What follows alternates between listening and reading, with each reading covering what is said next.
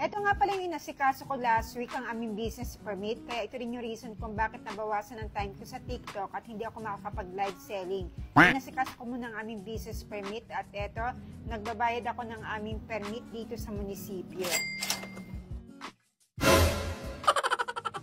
At ito yung mga resibo, ganito karami ang aming binayaran. Wow! Ano naman dapat asikusuhin ay kumuha ka ng business form.